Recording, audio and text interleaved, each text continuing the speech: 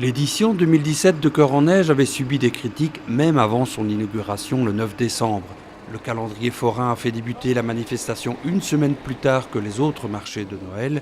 Du coup, le montage a dû être réalisé en 5 jours plutôt que 9 avec location de chalets et un chemin de glace à la place de la traditionnelle patinoire. Mais si le bilan chiffré présente une baisse de fréquentation, c'est pour les responsables dû principalement aux conditions météo. Le temps n'a pas été de la partie, trop de pluie, trop de vent. Et c'est clair que sur les 6 ans de présence, moi c'est ma moins bonne année. Et je peux parler aussi au nom des autres tenanciers de bars ici. Clairement, les intempéries ont joué un rôle négatif à Mons comme ailleurs. Malgré tout, une ville comme Mons s'en sort avec 16 000 personnes qui ont fréquenté le chemin de glace, alors qu'une ville comme Charleroi, qui est 2 fois plus importante que Mons, a eu 15 000 visiteurs sur sa patinoire. Donc quand on se compare aux autres villes wallonnes, on se dit que globalement on s'en sort très bien avec un marché de Noël qui reste très attractif, très réputé pour sa qualité, pour ses animations, pour sa décoration. À l'heure du démontage ou du nettoyage de la Grand Place, la ville présente donc un bilan globalement positif. Et comme chaque année, les mêmes questions reviennent.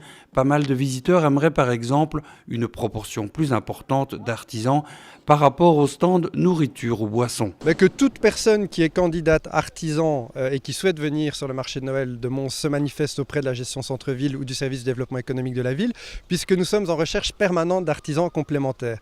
Seulement, il y a des conditions auxquelles il faut se plier. Il faut rester pendant 1 mois à Mons, ouvert tous les jours.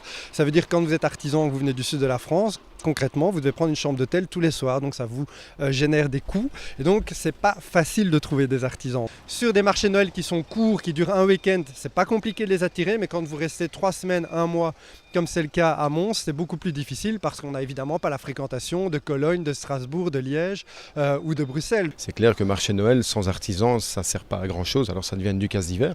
Donc il ne faut pas non plus tomber dans l'extrême par rapport à ça, mais d'un autre côté, il faut aussi quand même de la vie sur un marché de Noël. Donc il faut trouver un équilibre par rapport à ça. Une autre façon de présenter plus d'artisans serait d'agrandir Cœur en Neige, une idée simple mais compliquée à mettre en place. Quand on l'a essayé au marché aux herbes, les artisans sont partis à mi-chemin, donc c'est-à-dire au milieu du marché de Noël, vers le 15-16 décembre, ils ont quitté parce qu'il n'y avait pas assez de fréquentation, malgré une publicité, malgré des indications. Et donc ça veut dire que nous aussi, en tant qu'autorité, on doit s'adapter aux habitudes des gens qui manifestement veulent venir sur la Grand Place, profiter du cadre et profiter des artisans sur place. Et donc ce qu'on essaye de faire, c'est de développer sur la piazza, à l'extrémité de la Grand Place, vers le piétonnier et à l'entrée du piétonnier avec quelques chalets complémentaires, mais là aussi on est limité parce qu'il y a toute une série de commerces et donc on ne peut évidemment pas occuper la devanture des commerces. Donc les capacités de développement du marché Noël sont relativement limitées finalement ici sur Mons.